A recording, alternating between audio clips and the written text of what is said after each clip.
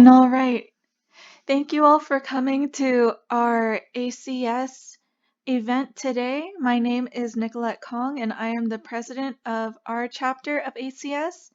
My other officers present, if you could introduce yourselves.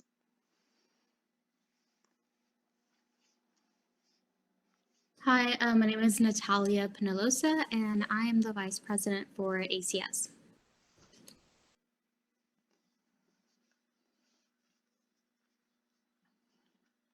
Either one of you. Denora or Heidi. Either one of you. I'm Denora Rodriguez. I'm the Public Relations Officer for ACS.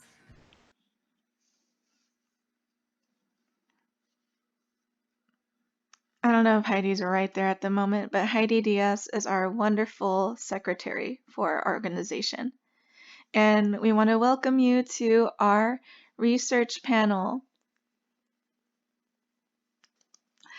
So the purpose of this event is to help you guys get more exposure and kind of see what the undergraduate research at the University of St. Thomas is up to. So we have representatives from 3 of our research groups today. Then they fall under Dr. Chandra's research groups, Dr. Young, and Dr. Hollingsworth.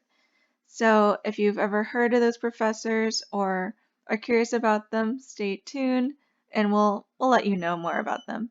Feel free to ask any questions at the end of our panel to clarify any misconceptions, any curiosities, or pretty much anything that you want to be addressed in regards to our research on campus.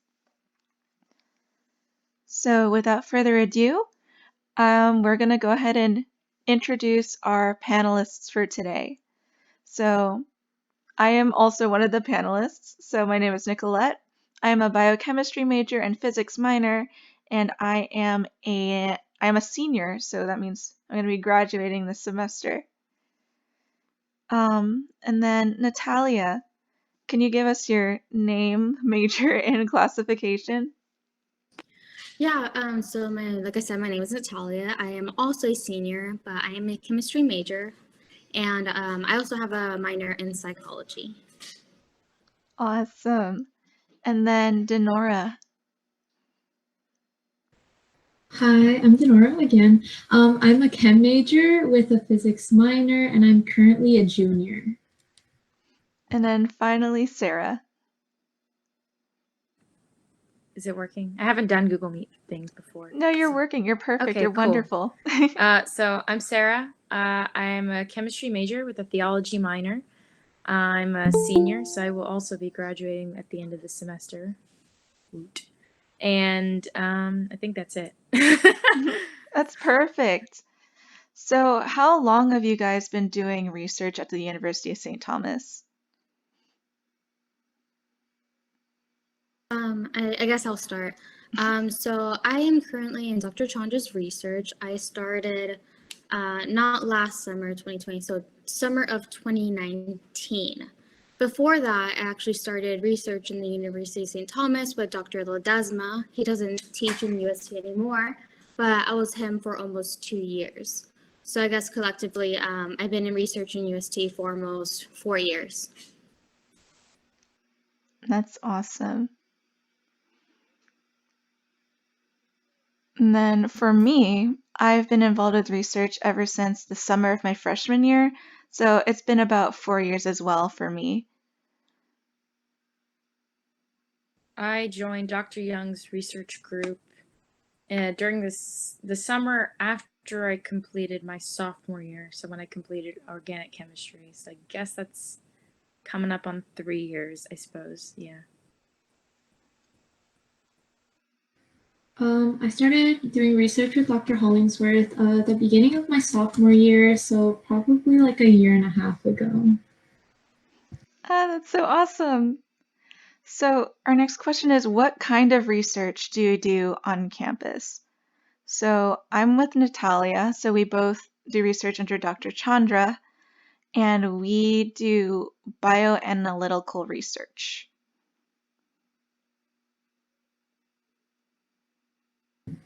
Under Dr. Young is our Sorry, okay. go ahead.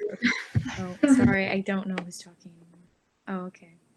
Can I, who's going? You go. All right. Go ahead. Okay. Well, Dr. Young is our organic chemistry professor.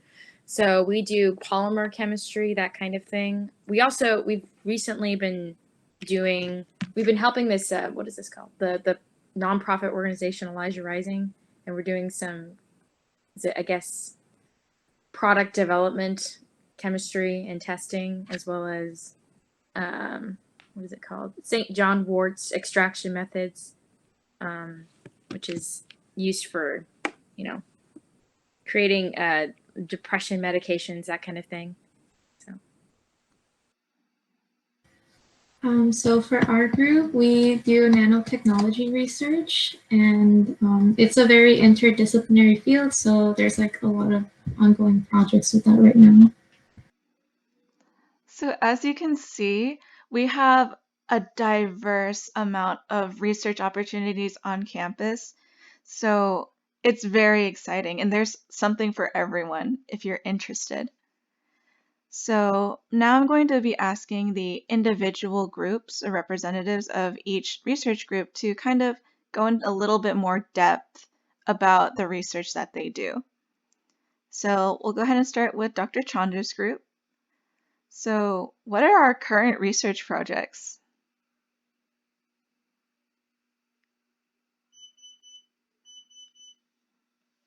Okay, so would you like to start and kind of bounce back and forth, I guess? Sure.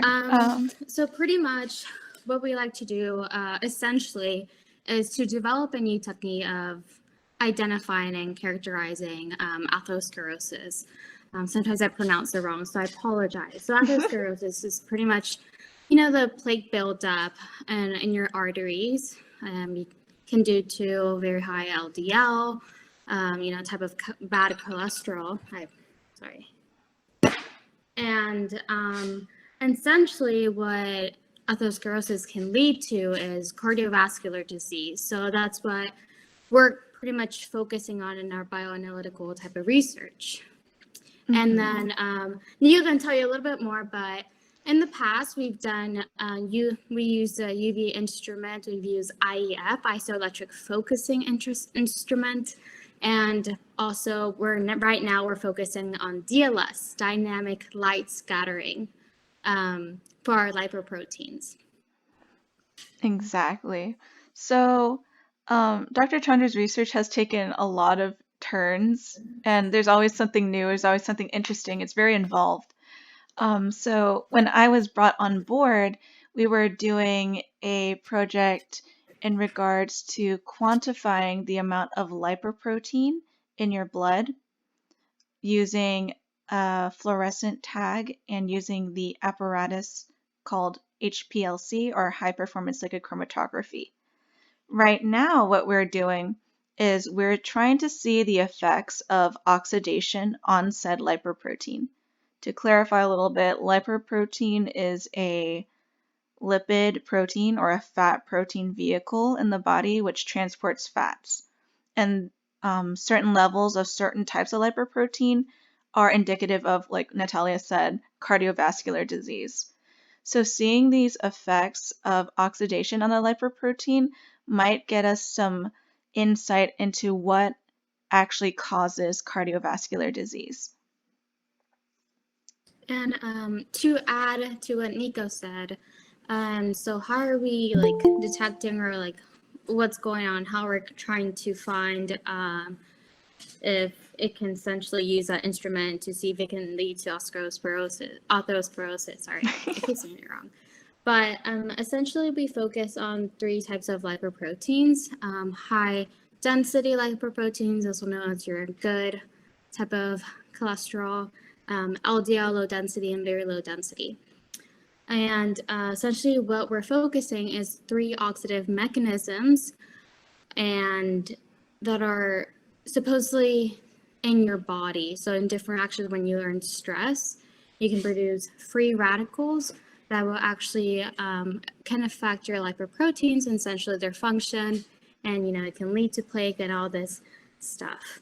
So that is what we're doing. So we would pretty much take our lipoproteins, have a control, have an oxidized version, and we will run, right now, at least we're running dynamic light scattering. So you have your little particles suspended in a solution, and this will cause to light, once the DLS, puts a light on it in certain angles, the light will actually scatter in completely different ways. And so what DLS will do is detect this, and it will tell us like the size distribution. And so we will see what will happen in the control samples, but also in the oxidized versions. Exactly. So essentially what we're doing is by using the DLS, we're able to measure the diameter of our particles. So for example, for a high density lipoprotein, we run the control, which means nothing is affecting that lipoprotein. It's not oxidized, it's normal. We measure the diameter of that, and then we compare that diameter to the diameter of an oxidative treated lipoprotein or HDL.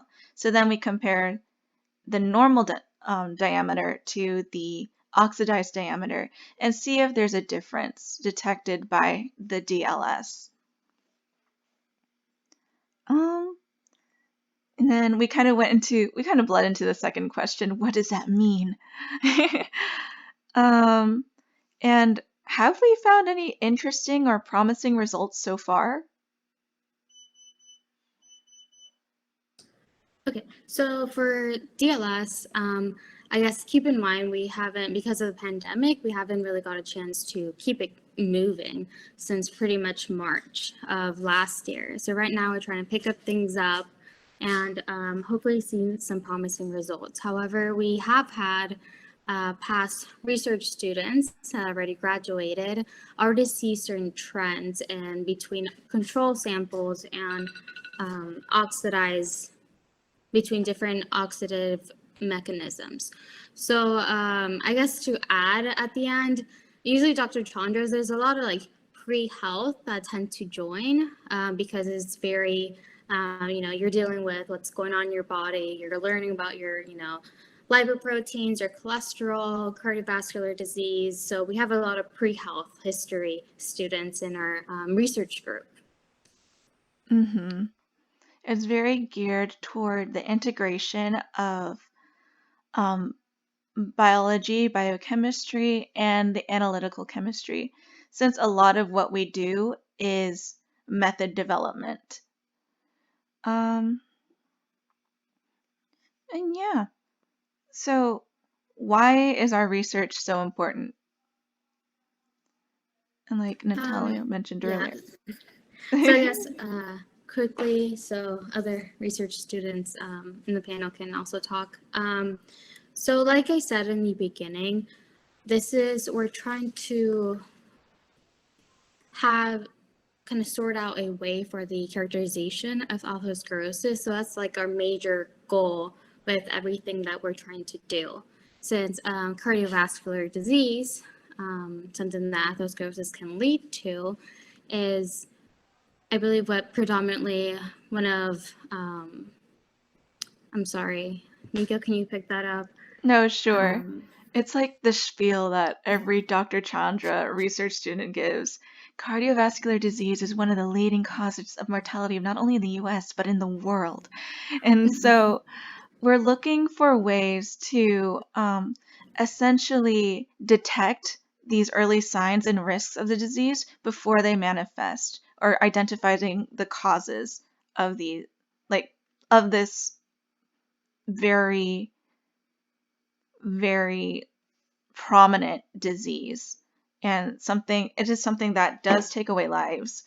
And if there's any effort that we can contribute into mitigating that to some level, to some degree, whether it's through pre-diagnostic testing or even identifying bodily mechanisms that may contribute to an increased risk of cardiovascular disease, we're taking steps in the right direction in order to lower the mortality rate of cardiovascular disease as well as its diagnosis. Yay. So now I'm going to go ahead and pass it on to Denora, who is representing Dr. Hollingsworth's research group. So, hi, Denora. Hello. So, what research project are you working on right now? So I'm going to mention 2 research projects just because it's been really weird with the pandemic. So I'm just gonna touch on the 2 that we have ongoing right now. So Nico, I know you've heard my past research, one of them being the what's it called? The formal title. It's like protein-based nanotechnology for water treatment. So that one is using little nanoparticles. We're using iron oxide coated with silica nanoparticles that are going to have proteins attached to it. So in this case, we're using pectin, which is found in fruit. And pectin has been studied a lot, and it's shown that it has a very I don't know. It's like it absorbs the metals onto the surface. So this is very useful for water treatment because first we're trying to investigate if we can reuse these nanoparticles. So if we're able to collect the metal from contaminated water sources, then we're able to clean off the metal off the particles and then reuse them for other contaminated water sources. So that's kind of like the basic gist of what that project is. And then for the one that's currently going on right now is we're doing just a very basic synthesis of gold nanoparticles and nanorods. And this is going to be in collaboration with Texas Christian University. Their graduate students have asked us to synthesize them. So we're doing that. We're going to start that on Friday, and we're working also in collaboration with the physics department and Dr. Mellis, which is the head of the physics department. She's going to be working with her research students to do all of the X-ray diffraction, the DLS, which is what Natalia explained earlier. If we ever get a chance, it'd be nice to go to Rice and do some TEM things, which is transmission electron microscopy, and that's to help look at the size and shape of the nanoparticles. And so the whole purpose of making these nanoparticles and nanorods is for cancer research. So gold nanoparticles are probably the best ones to use for drug delivery and for cancer targeting purposes, just because they're not as toxic as, for example, iron oxide nanoparticles or maybe some cadmium selenide quantum dots. So those are the safest ones to use at the moment, and those are going to go to TCU once they're synthesized. So those are the 2 projects that we have ongoing right now. That's so cool. So, in short, can you explain what a nanoparticle is and what nanotechnology is as a whole? Yeah, so there's nanoscience, which is essentially just the study of nanosystems, which if you know your little units, you know that nano means 10 to the negative 9 meters or nanometers, you know. So these are going to be little systems made up of maybe, depending on how big your nanosystem is going to be maybe 100 to 1,000 atoms big. So it's super small, hence this name nano. And then nanotechnology is kind of the applications of those nanosystems. So for us, the application of nanoparticles and nanorods for cancer research, or nanoparticles for water treatment. It's like a very big field, and those are just 2 of the applications that we're doing here. Wow. So, have you found any interesting or promising results so far? It's kind of hard to say. With our gold nanoparticle and nanorod synthesis, we haven't started it yet, but we're hoping that this Friday we'll be able to synthesize that successfully. As for my iron oxide nanoparticles. Those were synthesized successfully, so I'm really happy about that. And we've done a little more like pectin experiments, just kind of showing how absorptive they are. So it has proven to be absorptive. I don't know if I'm saying that right, but we did a little experiment. I have a few pictures, but not on my laptop. But we let the pectin, like little pectin powder, sit in a beaker full of, what was it? It was like a copper solution, and I like dug out the pectin, let it sit for a week, and you could see the copper crystals kind of forming on the pectin, and it looked like a big booger, but it shows it really is absorptive. So that was successful. Apart from that, pectin also has another interesting property, but we're not sure what it is. So whenever you put it in a solution with a metal ion, it's supposed to kind of lower the conductivity of the solution, but instead it went up. And that's something I'm still trying to investigate. But I haven't been in the lab, so I haven't been able to do any more experiments with that. But yeah, that's a lot of the stuff we're doing. And that's a lot of the interesting stuff we're doing. Yeah. That's really cool. Thank you, Denora. And then finally, the question is, why is your research important? So for the cancer research part of it, I think that's pretty self-explanatory. I personally have had 3 members of my family deal with cancer, and I know it's very difficult to treat it, especially for every person. Every person is different, and everybody requires different treatments based on, how severe the cancer is or what kind of cancer it may be. So being able to find kind of like a universal solution to cancer, I mean, it's pretty important. As for the water treatment project, I think there's a lot of countries that are dealing with, or not even countries, cities. Flint, Michigan, for example, is I think it's still polluted, right? So being able to provide cheap and accessible technology to parts of the country, or just other countries in general, to clean up water and make it, I guess, potable for people. I think that's just very important, me being a big environmentally friendly person. Well, thank you so much, Denora, for sharing all of that. That's Thank really you. wonderful. And then finally, we're going to go to Sarah. Hi, Sarah. Hi. Sorry, I know we've done this like twice already. But I want to make sure I get it all organized. What's the? No, you are good. You're good. So, my first question to you is, what are your current research projects?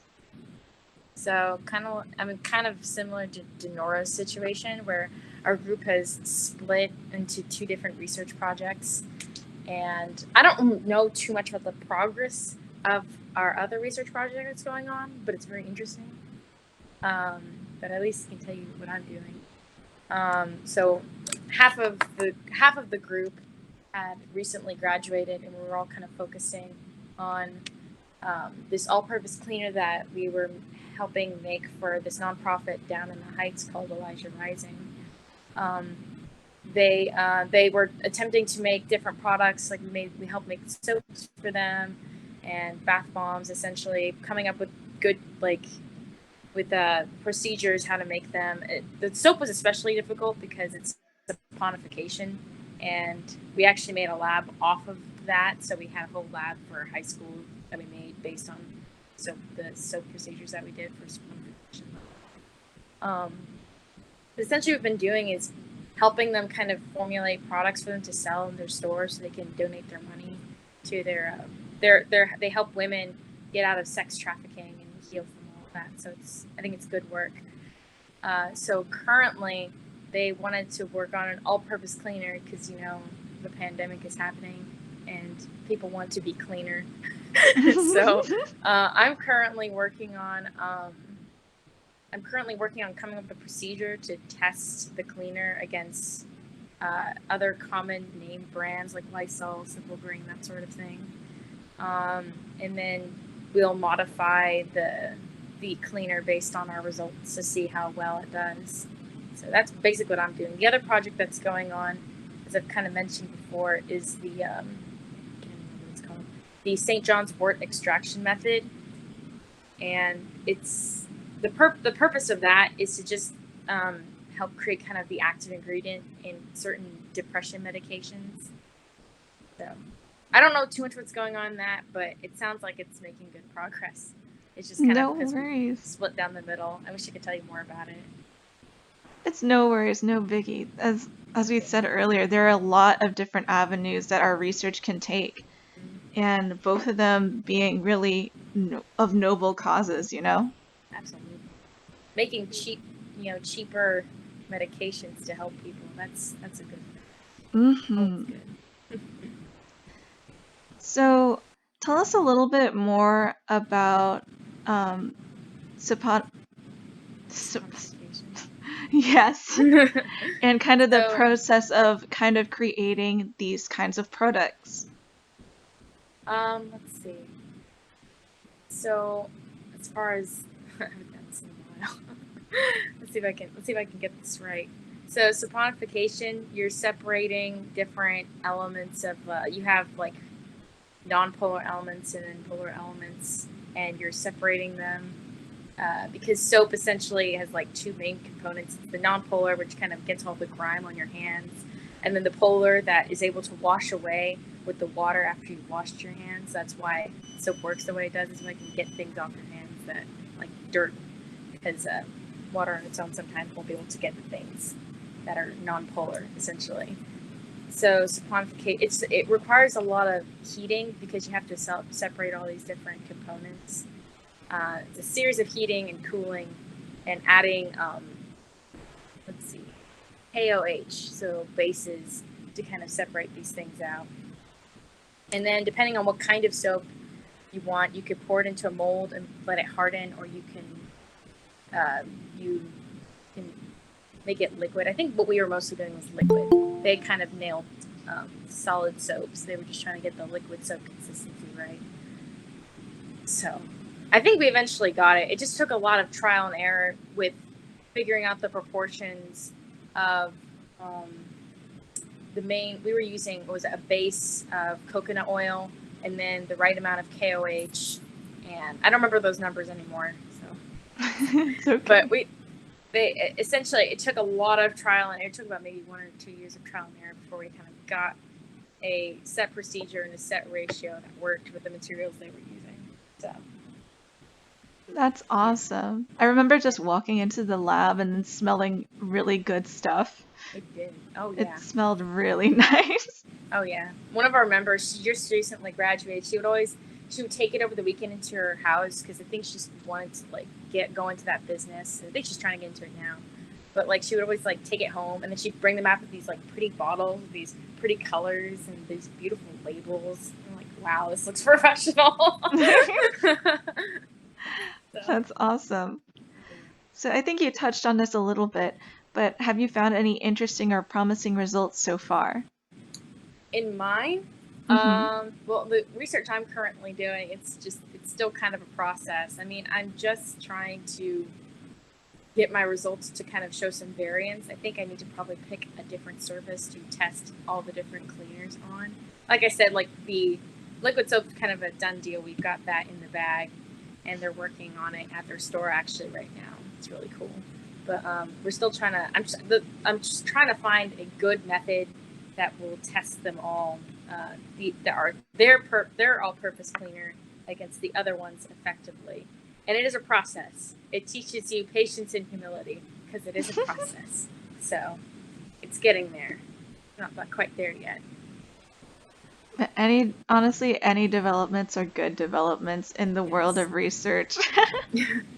Yes, gauze strips are better than Q-tips. Gauze That's what I've strips? got. You tested them both, and this one is better. That's good to know. It is. You're testing surfaces. So, finally, the question, why is your research important? Well, at least so for the Elijah Rising project, we want to give them a good product that works because they want to give it to the consumer, and we want, you know, it's good. It says it's an all-purpose cleaner. We'd like it to clean well. So basically, testing it against these products, it's like, okay, these are all out on the market, and we know they clean well. So can it measure up? So we're trying to help them make a product that actually is going to deliver on its, you know, promise that's going to help clean. And with the John Wart's extraction, I mean, they want to find a way to do it, to do the extraction with as efficiently and as cheaply as possible, because if you can come with a cheaper method, then it makes the medication cheaper, makes it easier to do. So then, and more efficiently, so you can get more product out at the end of your reaction. So it's just better overall for the consumer that needs the medication. You know, depression is something that's difficult to deal with. So. Yeah, and that's awesome. All of these research groups, topics, these studies are really important in different aspects of, you know, everyday life and everyday living. And being able to contribute to that is, I think, something, I don't know, extremely delightful. So we're going to go back to all the panelists, and we're going to ask a few more questions in general, and then I'll kind of open it up to you guys if y'all have any questions for us as well. So my first question is, how did you guys get involved with research in the first place? And then we can start with Sarah. Well, I knew that research was important for dental school applications, so I really started looking to see which professors had topics that were interesting to me. And I had just finished organic chemistry, and I loved pretty much all of it. I loved the labs especially. And when I heard that Dr. Young did basically did like OChem, but as, you know, just research. I was like, oh, that'd be really cool to get into. So I just kind of asked her if I could join her, and she's like, okay. She's super chill. So that was cool. I appreciated that. So I just started up the summer after I finished OChem. I also remember you being actually good at OChem, so I'm sure that worked in your favor when she said okay. Yeah. It was fun. I really liked doing. That was the first project I kind of started out with polymer chemistry. We were making organic vitamin diode, and that was really fun. Like doing. We kind of picked up two different projects, and one took the headway for a while. So. Yeah, I think something similar happened with us and Dr. Chandra's group. Yeah. So yeah, Denora, how did you get involved with research? Me being the shy sophomore that I was trying to, I guess, like not teach myself, but just open myself up to new opportunities. So first of all, I was very like scared of going to office hours. So I was like, you know what, I'm going to go do it. And I went to Dr. Hollinger's office hours, and we were talking, and then I was like, I kind of want to do research. How do I like do that? And he's like, oh, you can join my group. I was like, okay. That's what I did. I didn't even know what like he was doing, but honestly, I'm glad that it happened the way it did, because now it's actually a path I'm considering for grad school. So all the grad schools I'm looking at, like I want to make sure like that there are some professors at that university that do research in the nanotechnology field. So yeah. That's awesome. And also, I like how it kind of aligned with your environmentalist sentimentality. Yes, that was probably my favorite part, because I think I've always had like a desire to do something for the environment, but it's kind of like, well, what else can you do? And so in that project, like it really became my project since I was the only one on the team. So I have a huge heart for my project, and hopefully when things get better, I can continue it. So yeah. That's awesome. Natalia, how did you first get involved with research? So we'll take it back from all the way to the beginning. Yeah, so like I said, I guess like a couple sentences run through my old research because I did start with another professor, and it's completely different. So we were just trying to find a more efficient way to burn synthetic wet natural gas. So I guess a quick little summary will be we'll have like synthetic gas mixtures, and we will catalytically partially oxidize them and see the results of them.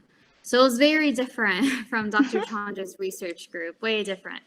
It was not even when I got into St. Thomas that I started talking to Dr. Ledesma. I actually met him. I don't know if you freshmen, sophomores, or undergraduates remember the scholarship kind of banquet.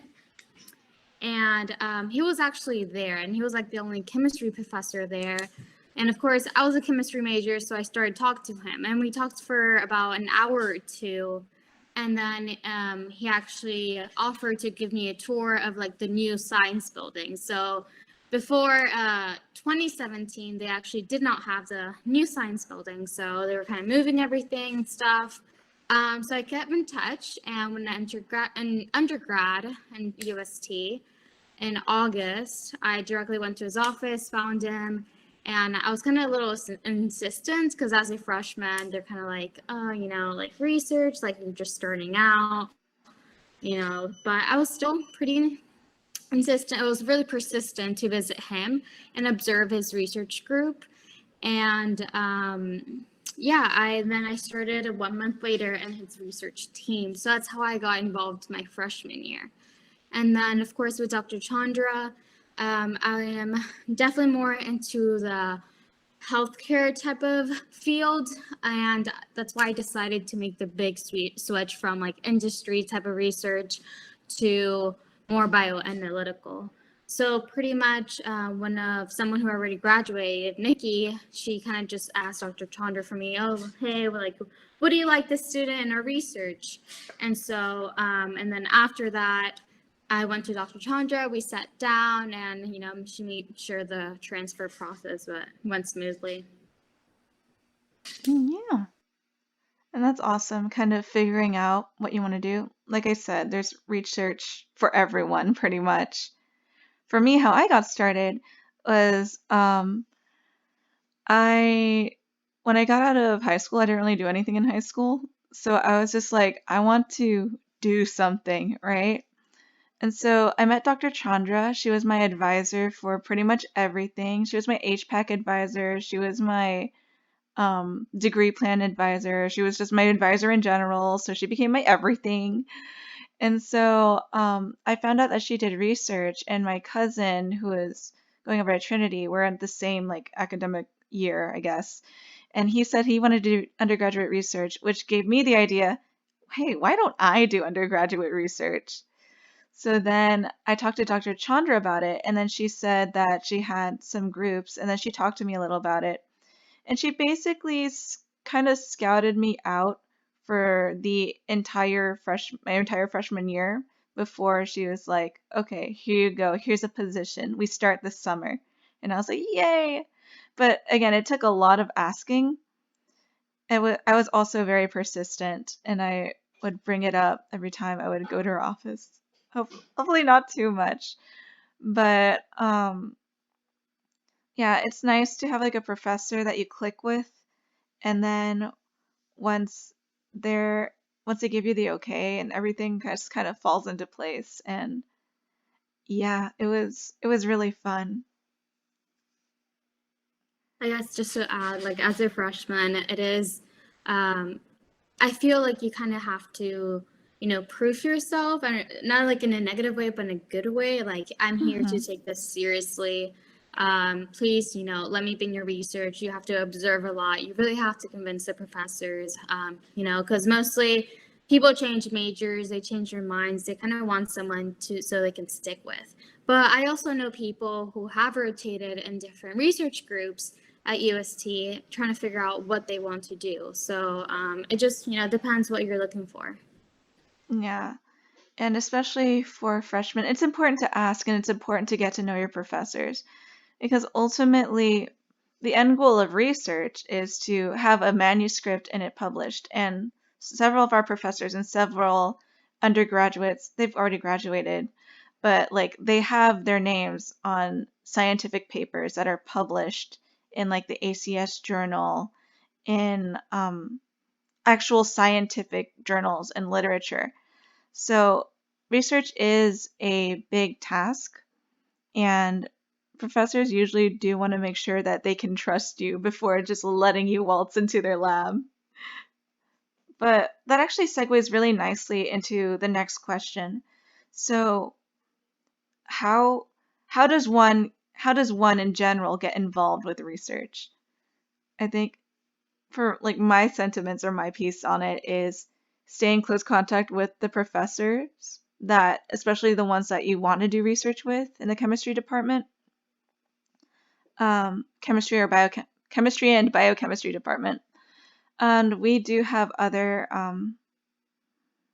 research groups that for throughout the entire university, but chemistry research is the funnest.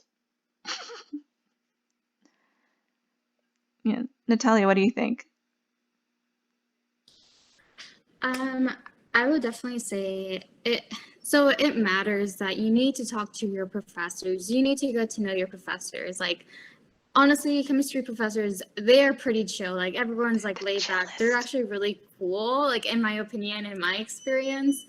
And so I guess going back to Dr. Ledesma, I did have to prove myself. I actually was really lucky that after proving myself, I was able to do hands-on things. I went to every ACS conference after I joined him, even in my freshman year.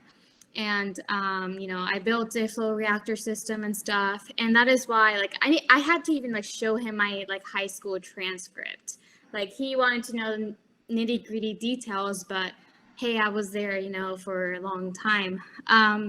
But it's really good to have good relationships with your professors. But not only that, but with upperclassmen. Pretty much people who already graduated, Cody and Angela, one. Someone else already graduated, another one who's right now. In our research group. Yeah, they really guided me a lot. They made me be an officer in ACS in my sophomore year. They really guided me in all of my courses. They were chemistry tutors. They guided me in who to take, when not to take this, and, my major and all these things. So I think it's also really important to have an upperclassman that can also guide you, and especially in the profession you want to go into. That's awesome advice for just navigating the college scene in general. Yeah, Denora, how would you suggest one getting involved with research? I think a lot of it, I mean, this is coming from me. Like, I'm still kind of shy, but I used to be like extra shy before. So it's kind of like taking the risk and like getting out of like your shell and stuff. And it's like, I know it seems scary to go like talk to your professors, because I know my professors were like, I felt like they were extremely scary my freshman year. And then my sophomore year was like, wow, these guys are really nice, they're super chill. So it's about just, taking that chance. And even if you get told no, I mean, it's all a learning process, really. So you just kind of have to go for it. And like Natalia and Nico said, it's all about like getting to know your professors. Like, everybody in the chemistry department is really easy to talk to.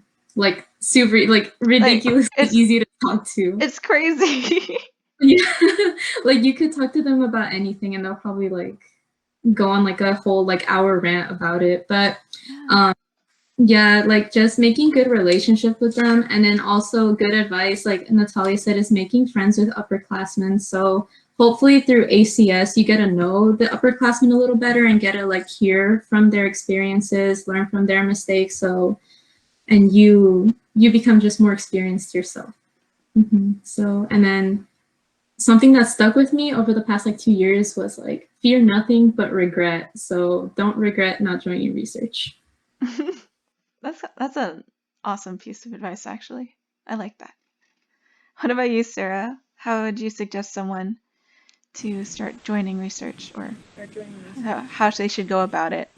Um, well, if you like doing something, then you should just go ahead and try it out. You know, like I mean, that's kind of how I got into research. Like, oh, I like OChem, so I heard Dr. Young does OChem kind of related things in her research, so I'll just do that. Or if you like a professor, I think if you kind of if you like the cut of their jib, the way they run their class, or however that goes, I think if you feel like comfortable working with them, then it could also be good to consider maybe doing research with them. Just ask, honestly. Um, don't be afraid to go to like their office hours or whatever. Just ask them about it if you're interested at all. So Yeah, that's a really good point because all of us ended up falling kind of like in love with our research. There are little projects, there are babies. And I think doing and trying to achieve the things that you want to do is it's a really good experience, especially in the undergraduate setting. Um, I guess the last question I have, I didn't prepare it earlier, but it occurred to me. Did you have any idea of what you were getting yourself into when you started research? I had some idea. I didn't know like oh, I'll just like start doing all this OChem stuff. But then I didn't realize, oh, okay, now we're gonna start working with this nonprofit. It's like, oh, okay, this is cool. It wasn't something I expected. It was fun. So yeah. What about you, Natalia? Oh, sorry, did you have? No, it's okay. Go ahead. Okay. Just kind of I think I already expected the amount of work. Obviously, you have to be in a lab. For my first one, it was building a flow reactor system, and I was redoing so many times because things kept going wrong. That's part of research. Trial and error is huge. And then with Dr. Chandra, it was definitely more of a heavier workload. But same thing, I expected to, make some time for research through my week, time management. But what I didn't expect it, which is a really good consequence, is having so many opportunities available to you. In jobs, they do ask you to have some sort of experience, and this is hands-on experience. Also, I did not expect to go. I think I went to 2 ACS conferences to present my research posters. So, I didn't expect to go to New Orleans. I didn't expect to go to Orlando, but it happened. And it just opened a lot of doors for opportunities. So, What about you, Denora? Like I mentioned earlier, I had no idea. Like I just asked. I was like, "So how do I like do research?" Like, and he's like, "Oh, you can just join my group. There's like nobody here." I was like, "Okay," and I didn't even know what we were working on until I signed the Welch agreement, and I saw it's like, "Oh, Hollingsworth nanotechnology," and I was like, "That sounds cool." So I honestly didn't know. I went into it blind, but I'm glad it happened the way it happened. That's awesome. I actually have a very similar experience to Denora. Um, like she introduced me to her research, so I knew what it was about. But the amount of learning that you do because of research, because you don't go in knowing everything about everything. That's impossible. Because with research, it's so specialized and very specific. So you get to learn a lot about these specific things using the knowledge and tool sets that you've already have, whether you got it from like general chemistry or organic chemistry like Sarah did. Um, and like for me, it also helped me to introduce myself to concepts that were a little bit more beyond my like education level, I suppose. Like because of research, I got really comfortable and familiar with doing things like biochemistry labs and stuff, and doing like performing HPLC, I was familiar with all the information about like chromatography and isoelectric focusing and SDS pages because of the research that I had done and my experience. And like Natalia said, it opened up a whole bunch of opportunities. Like because of research, I've discovered that I have like a natural curiosity and love for research, which totally changed my career path. And then I love what I'm doing now. And like it's, and I love being in a lab. And that's what I'm going to be able to do because of research and then the job opportunities that I got through it.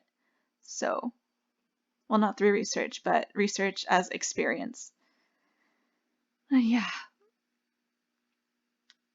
Anyway, so the floor is open to any of y'all that have any questions about any of our research projects or research in general.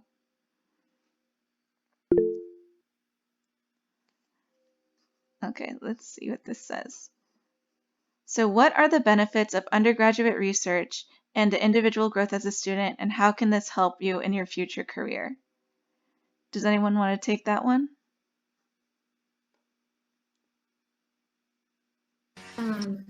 I can take. Oh no, you can go ahead, Natalia. Oh, okay. Yeah, you can pitch in at the end. So like I said, it opened a lot of opportunities. I get to go to ACS conferences. Also, when I went to, like, for example, another research internship outside of school, they asked me, hey, like, what is your experience? Like, what have you done? Right. So I already had experiences, a couple years of it as well. Also, as a benefit, you get recommendation letter. You can always ask a recommendation letter. You're going to spend a lot of time with this professor. You're going to communicate a lot with this professor. You really get too close to this professor and your students around you. How can this help in my future career? Well, as a chemist, it can, I mean, there's jobs, if you didn't guys know, like pretty much you specialize in a certain instrument, so gas chromatography or even DLS, and you get a good amount of salary. So you already have this experience with this instrument, and you pretty much can even make out a career of it. So I'm interested personally in the healthcare type of field. So definitely this is an interesting research for me because I get to know a lot about, lipoproteins and what happens with oxidation, things happen in your body, and all that good stuff. Yeah, I completely agree with Natalia. A lot of other things that you kind of, I guess, benefit from research is a lot of getting to know yourself as well, because like college is a time to get to know yourself, and so being in a lab or working on your research kind of helps you know how you work, or if you're working with a team, how you work with others. And so when looking for jobs or like your future career paths, you kind of are able to assess yourself and how you would fit in different jobs. So that's kind of been like something I've been reflecting on too as I've done research, like how well I can work by myself, how well can I work with others. Um, and then also, like, I personally, I was never interested in like the health industry, so getting into research kind of helped me narrow down what I wanted to do with my life. So now I'm like, oh, I think grad school is a good, I think, choice for me. Now I think I know that I want to do research, like maybe in industry or academia, but like research kind of helps you to get you to know yourself better. Like, am I meant to do this in the long run or not? Or how well can I work with others? How well can I operate in the lab by myself? Stuff like that. Yeah, that's what happened to me exactly.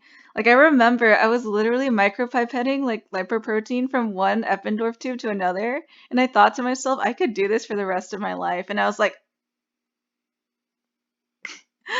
and like thinking about it as like a job, and that's what led me to the career of like a medical laboratory scientist. So now, because of my research experience and the recommendation letters that I got from Dr. Chandra, I got accepted into a program at Methodist, which is basically 1 year of MLS education and then basically a job in their lab right after I graduate from that. So um, it's crazy the opportunities and the discoveries of yourself that you learn through research, because I thought I was going to go into optometry. But I know that my heart is in the lab and like doing that analysis and having all those critical thinking, doing critical thinking and observing and doing things with my hands. So yeah, it does help with your future career. It's also a really nice padding to your resume, especially if you get something published. Do you want to move on to the next question, or is there anything else that y'all have to say on that one? Okay. Giselle asked, what do you think was your selling point for the professors to accept you into the research group? That's a funny question. I'll go ahead and start first. First of all, the insistence. Second of all, for Dr. Chandra specifically, what she really likes in her research students is not only academic rigor, but she has to like your personality. You have to be fun and interesting. Because like we've had um we've had personalities in our research group for sure. They're all very strong personalities. And I think Dr. Chandra really likes that. And so if you have an amalgamation of the two, if you're like good at chemistry or at least good at understanding, your grades don't have to be reflective of being good at chemistry. Dr. Chandra will know. And then if you have a strong kind of leadership and also teamwork kind of personality, I think for me, that is what helped me get into her research group.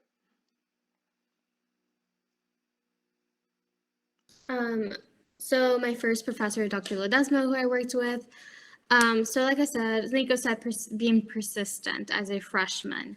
You know, just literally August, I was in his office, like trying to look for him, like, okay, when can I observe? And really ask a lot of questions and really show your interest. Also, I think a big sell point as a freshman is I showed my transcript and, you know, I took advanced chemistry classes when I was in high school. So he was like, oh, okay, well, you know, calculate this and this and this and come back to me and we'll see like if you really know chem, right? Wait, he gave you a problem to solve? Yeah, it was research related, but like, you know, I took AP Calc in high school. So he was like, okay, you know, he'll ask me calculus questions. So like he really wanted me to, you know, what was like, you know, under like my belt and my experiences in high school to make sure like, okay, like I'm going to put you hands-on work because I was all hands-on like pretty much October and November of that first semester, my freshman year. So Dr. Chandra, I took it for general chemistry my freshman year and I did pretty good in her class. And she's also my HPAC advisor. So I think either taking a professor or, you know, really getting to know them as well. Like you don't even have to take them. You can just ask them like, hey, like what's your research about? I'm really interested. But at one point, you will kind of have to show, oh, are you good students? You know, what qualities do you have? Like Dr. Chandra, she does have a lot of personalities in her research team. So, you know, different professors click with different people. So just also getting to know, would you click with this professor? Will you work well with them? What about the people around you? So getting to know that as well.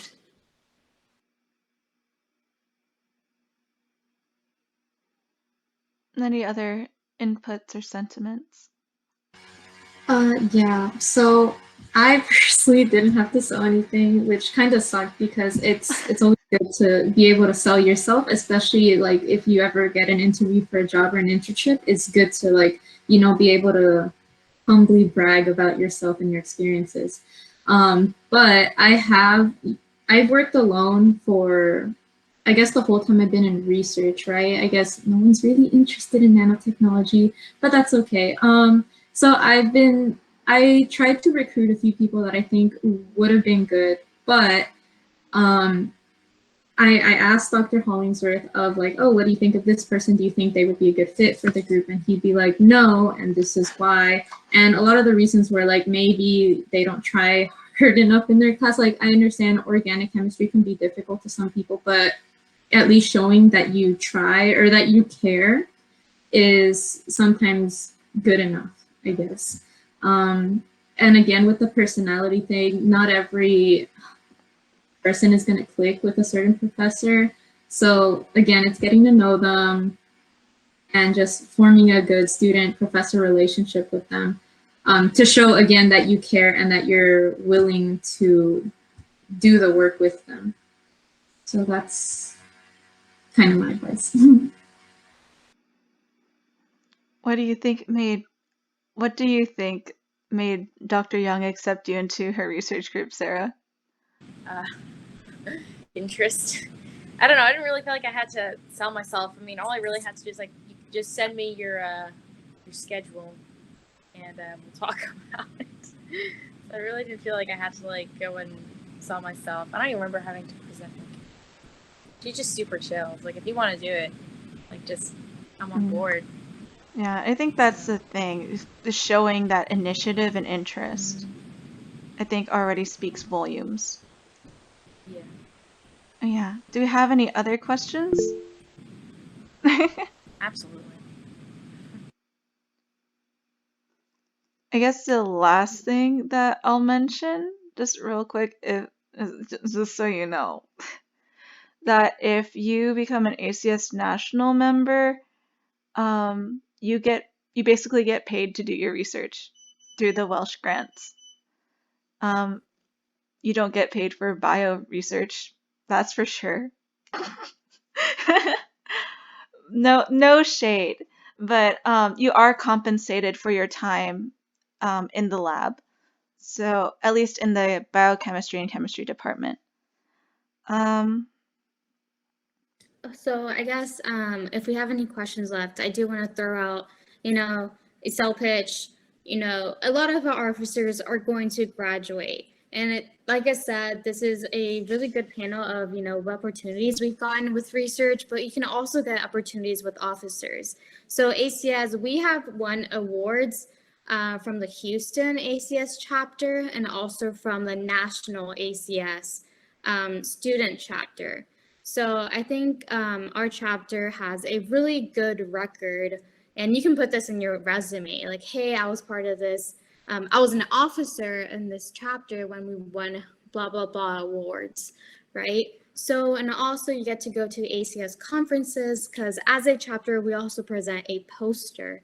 And so you also get to travel. And next year, again, it will be in California, right? So if everything's good, if you are an officer, most of the trip is actually just paid for you. In some cases, you do have to pay for the hotel, but a lot of it is reimbursed. So it's kind of like a free trip and it's excused. So, if you're interested in being an officer, just email us. We will have interviews at the end of our semester because we do have seniors graduating. So if you have any interest in it, please let us know. And yeah. Yeah. Are there any more questions from the audience? Because the two questions that were asked were really nice. They're really good questions too. So if there are no more questions, I want to extend a big thank you to our panelists on behalf of ACS. So thank you so much, Denora, Sarah, and Natalia, for sharing your experiences with us today and taking the time to do so. If any of y'all are interested in research, don't hesitate to talk to one of us or talk to your professors about it because it's really fun. It's very, what's the word? Rewarding. Yeah, it's very rewarding. And you just get to, I don't know, for me, it makes me feel a little bit smarter about myself. It makes me feel a little bit, yeah, definitely grow as a student. And it makes me feel awesome that I'm helping kind of the world in like kind of an indirect way, not like a terribly significant way, but just putting good into the world and putting knowledge into the world that wasn't there before. And that to me, that's an awesome concept. Yeah, but thank you everyone for joining us today. If you hadn't already, please, yes, perfect. Sign in to the Google Docs. This event does count as one of your informational events. So go ahead and make sure you sign up for that. And we will be posting this video on YouTube as well. So if you want to go back and hear anything, or if you want to extend this panel to your friends or anyone else you know that was interested in research, you can show them this video once it's uploaded. But yeah, thank you guys so much. And y'all can feel free to leave whenever you are ready to. Bye-bye. Chat later. Looks like someone did message. But thank you so much, Sarah, for joining No us problem. today. I'm gonna go get food. No worries. See Bye. ya. Thank you. Thank you, Bye. Regina. Bye, Sarah.